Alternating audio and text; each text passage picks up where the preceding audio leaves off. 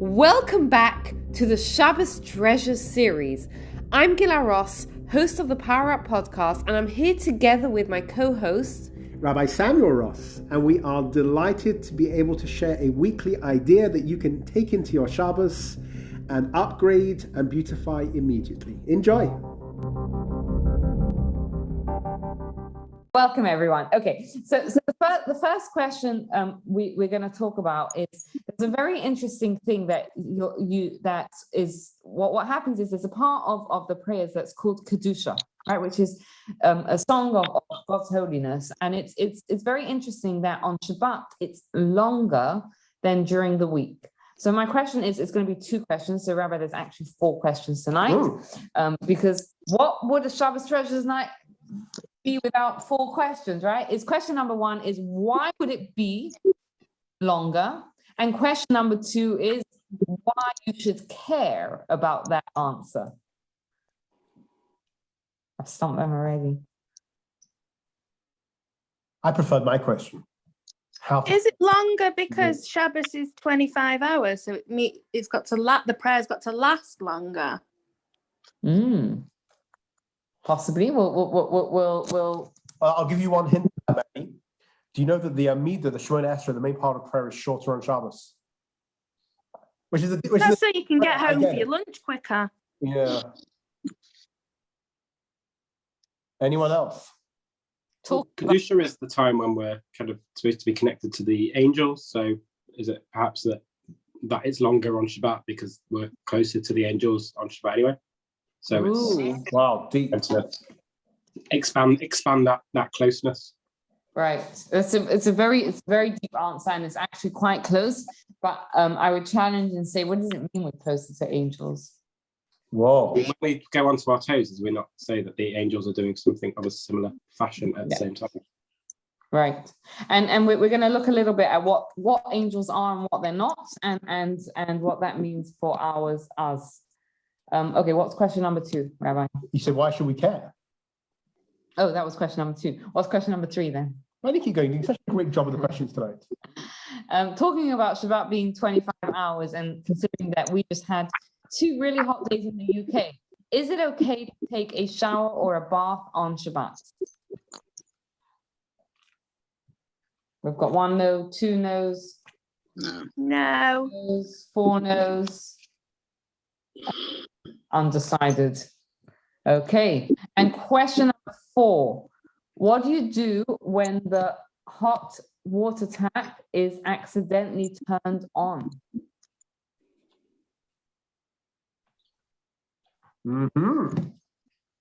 Let's hear from you people. Turn off the stop tap. I'm sorry? Turn off the water tap, stop clock. But it's the hot water. What did you say, sorry? Hot water. We're not supposed to ask water, ask a non-Jew to turn it off. Yeah. Wow. Okay. So we're going to see Nicola is not necessarily wrong, and Maddie's not necessarily wrong. It's actually going to depend on how the science of the tap works. We won't Can you ask question number turn 5. turn it off a different way than you would? Yeah, like with your elbow or something. Your toe. I was going to say, Darren, is it not your feet this time? Okay, give us about 10 minutes. Okay, so again, what we're looking at tonight, we got our first 2 questions, which was why the kedusha, that really holy prayer in the amida is longer on Shabbos. Why should we care about it? Is it okay to take a shower on Shabbos?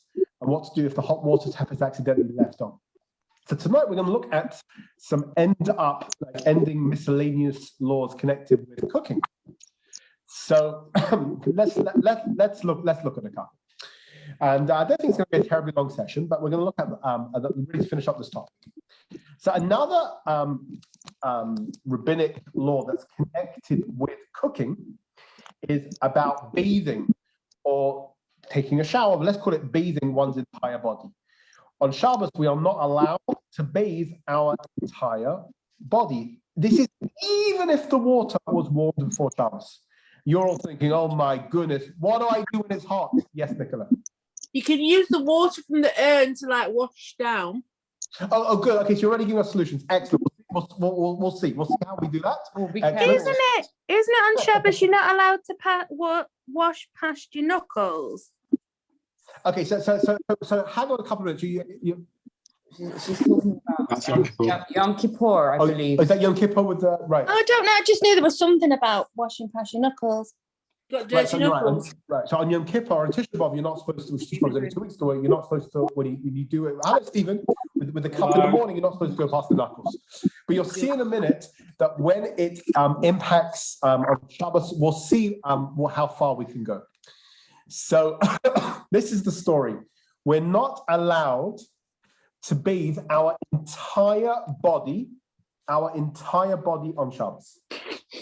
Okay, and there's various reasons for this. One of the reasons is you can forget yourself and warm up the water on Shabbos for your bath. There's other reasons as well, but the point is you can't bathe your entire body. However, you can wash parts of your body.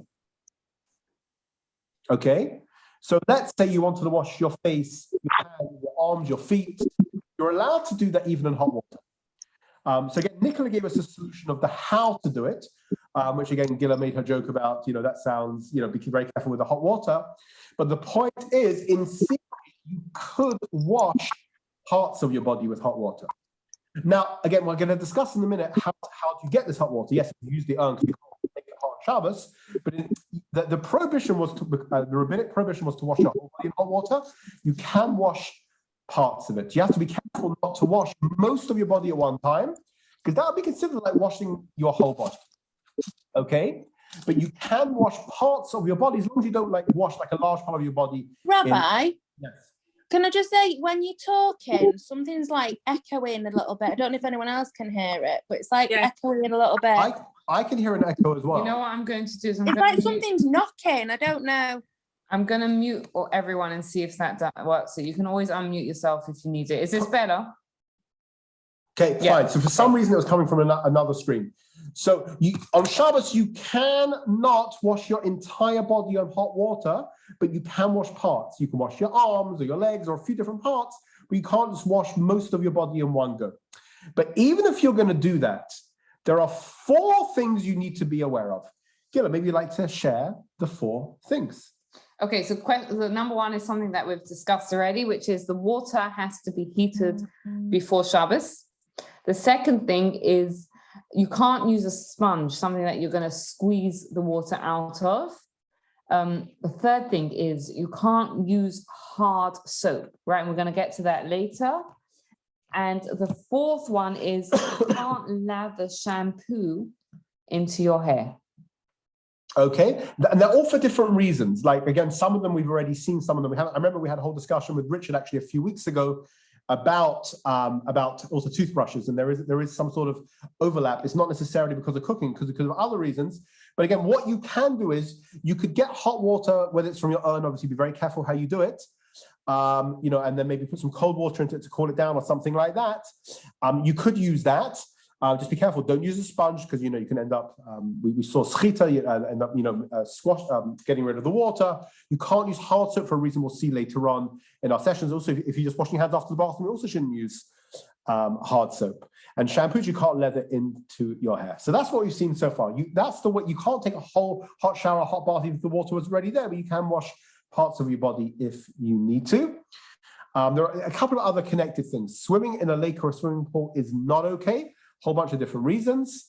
But in terms of the one maybe exception to the rule, for reasons beyond the scope of our session, but if a lady who's mikvah night is on Shabbos, which there is a 1 in 7 chance of that happening, it can be any night of the week, but if it's Friday night, then she does go, even though it's in warm water. They usually make it warm and not hot, right? If it's on a Friday night. If I'm not mistaken, Gila. I mean, it's always warm, not hot. Warm, not hot. But a lady, she just has to be careful. She can't squeeze her wet hair or comb it afterwards. But she would still go to the mikveh. She should absolutely go. What about a child who is soiled? How do you deal with that on Shabbos? So you actually probably use Nicola's suggestion. You're going to get some water from the Shabbos kettle, put it into, let's say, a bathtub which is dry, so you don't warm up, cold bits of water. Put the cold water into it to cool it down. And then you could actually put the child straight in. You don't have to do bits. The child is soiled, so that's okay. Obviously, making sure it's a safe temperature. Yes. I know you said that. Yes, absolutely. You repeat it a third time as well. Okay, so what we've seen so far is the bathing part. Can't take a whole hot bath, even if the water is hot before Shabbos. But you could take, you could get some hot water, maybe from something that was already made before Shabbos, and then wash parts of your body. Now we're going to move into the hot water tap. And as this is almost all scientific, I'm going to divide this between Rebbe Gila and Stephen, who is also very, very scientifically minded. And between them, we will get through this. Fantastic. So, Gila, hot water tap. Okay, so you can't use a hot water tap on Shabbos. And the reason why is because it's considered cooking, okay? So apparently this is how a boiler works. I don't know why I was it's all science. I hate science. But apparently I said 1 minute. So how does the boiler work? Is apparently what happens is there's more water that when you turn on the tap, it empties out the boiler and more water comes in and that water gets cooked. That's my understanding of how a boiler works, but feel free to correct me if I'm wrong. Right. So yeah. So you've still got the water that's coming through. Okay. And it will probably put some sort of diagram on the group later to explain how that works. Now the next bit gets even more scientific. What about if you somebody accidentally turned on the hot water on Shabbos, or it's left running from before Shabbos? What do you do now? So what would you say, guys? Now that we've learned that you can't mess around with the boiler because you're messing around with cold going into hot, hot going into cold. It's a thing of cooking. Let's unmute and see what happens. Can I unmute? No, anyone, you can all unmute yourselves. Unmute yourselves. What would you say about a hot water tap that was accidentally turned on? Where's Stephen when you need him? Stephen, what do you do with the hot water tap? He's half listening, but he's half working. We only need a half. A half will be able to explain to us how the hot water tank works. Hot water tap that was accidentally turned on. What do you do? Can you turn it off? No. Always no? On the Shabbos, yeah. So apparently, believe it or not, it depends. And I want to say the research that I've done was in an American tank from about 15 years ago, 20 years ago. So it could be that our tanks have changed, which is why I'm wording this very carefully, that it might be okay if, let's go the other way. Let's first go into when it's definitely a problem.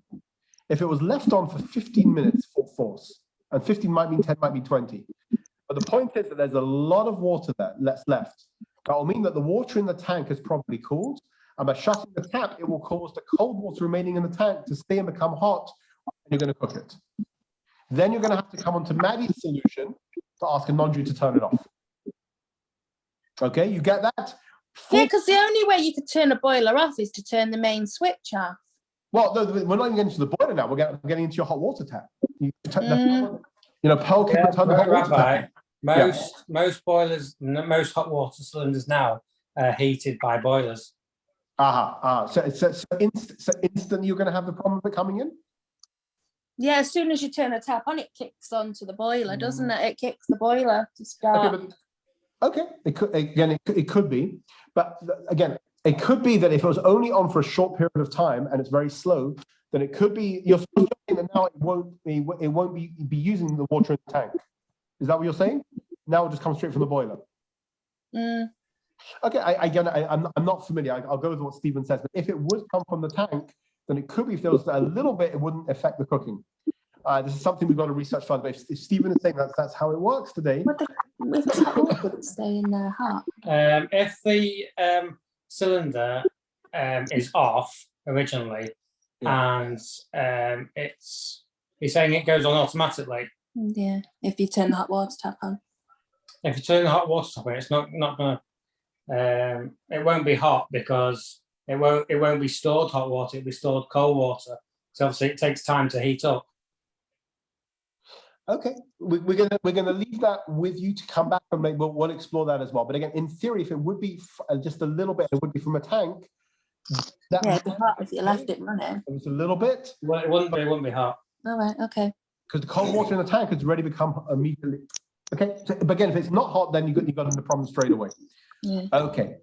Last but definitely not least, our first two questions, the one about the kedusha, the prayer where you stand up, you put your feet together, why the one on Shabbos is longer, and why we should care. Okay. I turn this over. Okay, so let's start with the question of just to clarify everyone, what is kedusha? So kedusha is recited during the chazans leading the prayers when they repeat the amida, the quiet amida. When they repeat it publicly, there's a certain point where they say what's called kedusha. Now it's said every single day, but on Shabbat it's a little bit longer, and it talks about God's holiness and the songs that the angels sings about the God's holiness. And as Richard pointed out, we stand looking like we stand like angels. We stand with our feet together like angels who have 1 foot apparently. So why is it accepted? Shabbos is a day with extra holiness, right? And because it's a song about holiness and about God's holiness, then when we can tap into the holiness, I'm sorry, I'm just going to mute everyone because we're getting that bird singing or whatever. There we go. So when we can tap into the holiness of Shabbat, then we can better understand this song of God's holiness that the angels sing. Now, let me ask you a question. And if you have an answer, please feel free to unmute yourself and respond. What is an angel? Nice, easy question for 9:20 on a Thursday evening.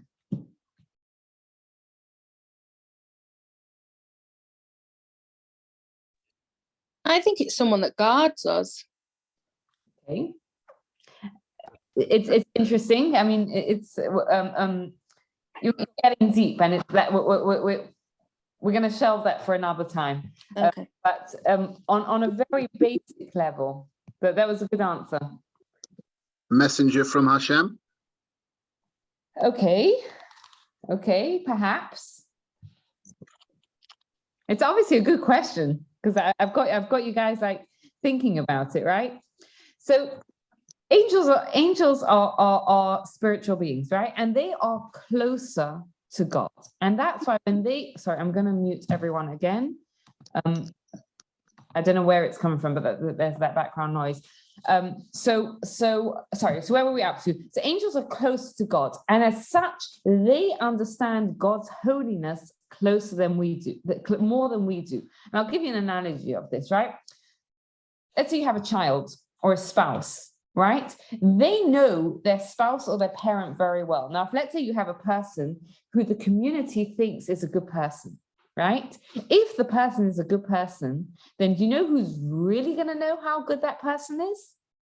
The people that live in that person's house, the spouse, the children, right? Because they get to see the real person. On the other hand, sometimes you have a person that the community thinks is a good person, and the spouse or the children disagree. Who's usually right in that case?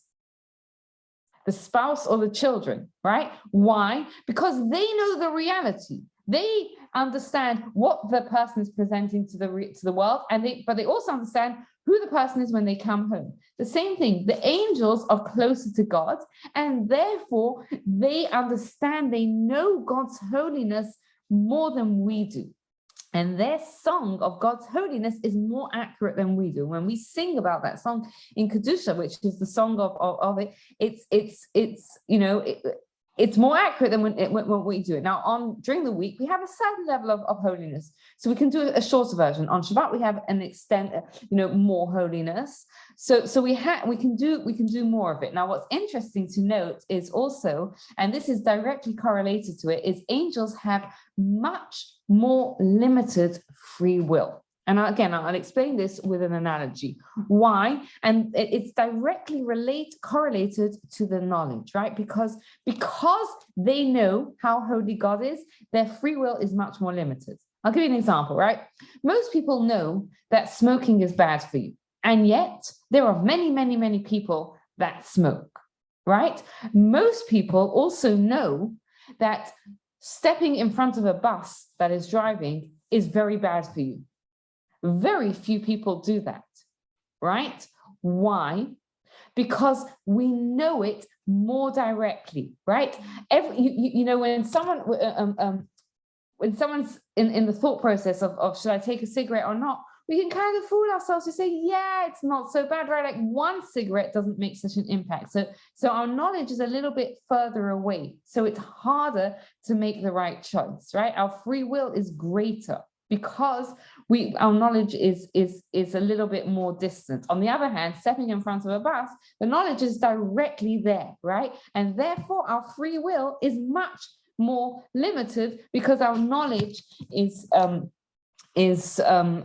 greater. Now, obviously, we live in a world of free will, right? And again, it's a topic for a whole nother discussion. And free will is a good thing, right? Because it's how we create ourselves, right? Because we make the right choices, that's how we create ourselves. That's what it means to be a good person, is when we choose, we make the choice to be good when it's not directly apparent that you must choose good, right? When you walk down the road and you don't rob a bank, does that make you a good person?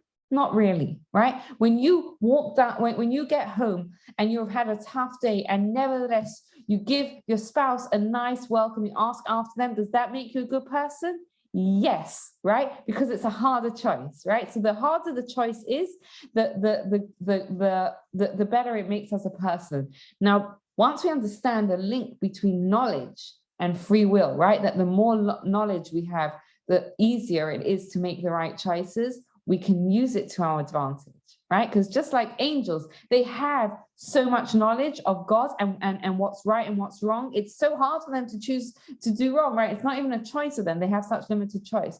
So for us, the more we increase our knowledge of what's good and what's holy and what's right, the easier it will be for us to choose to do the right things, which ultimately is what we want to do, right?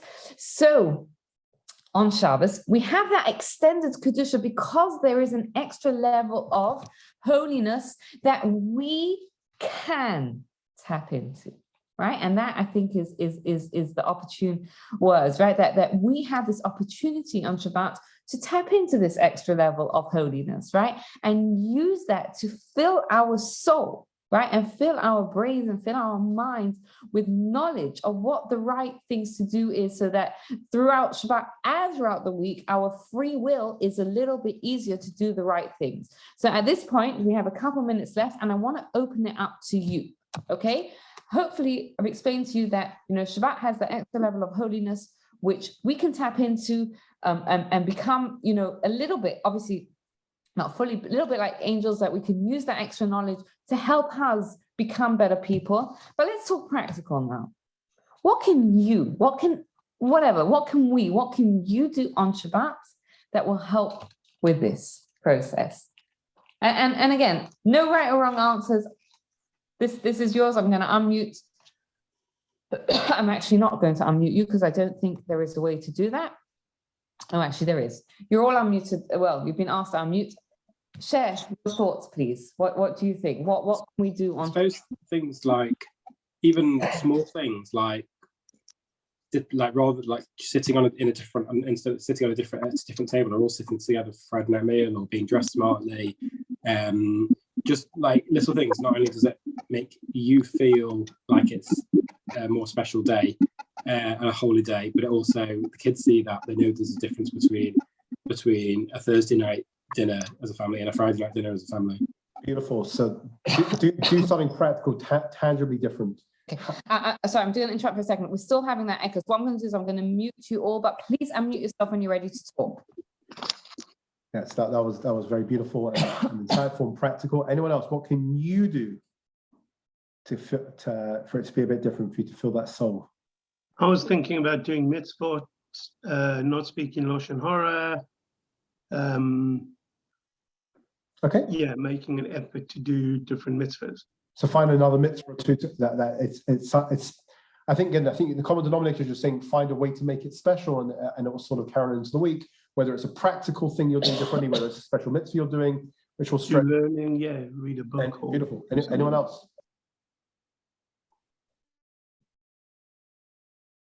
Anyone else? Andrew, the Rosenblums, or Maddie? For us, it's definitely family time, playing games times. No electronics is the biggest thing with us. Yeah. Okay, if that's something that helps, okay, great.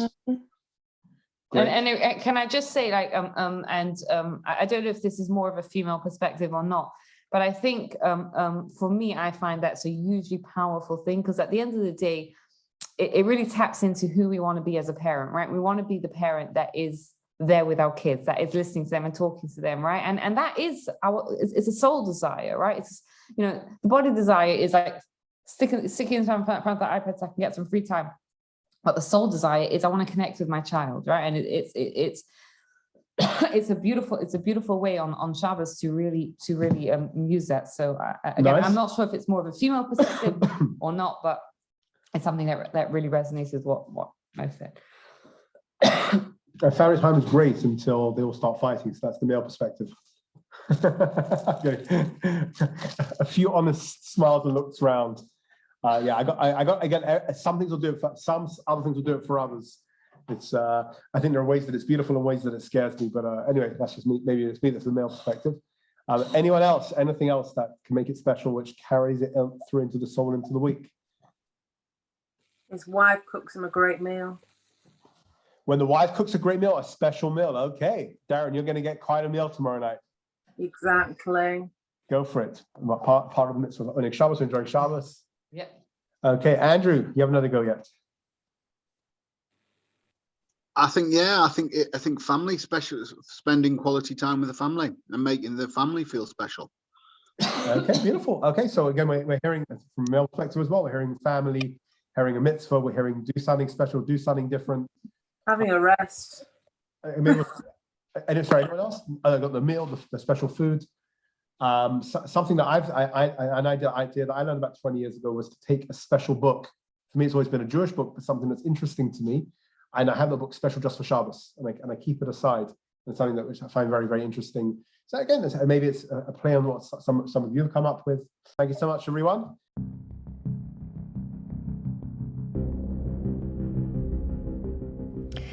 Thank you for taking the time to listen. I'd love to hear if this resonated with you. And if you'd like to discuss it further, you can get in touch with me. You can find me on Instagram at It's Gila Ross, or you can WhatsApp me. My number is in the show notes, and we can set up a time to discuss this further. Thank you for taking the time to listen. Have a wonderful day, and please take a moment to rate, review, subscribe, and share this podcast to anyone else who would benefit from it.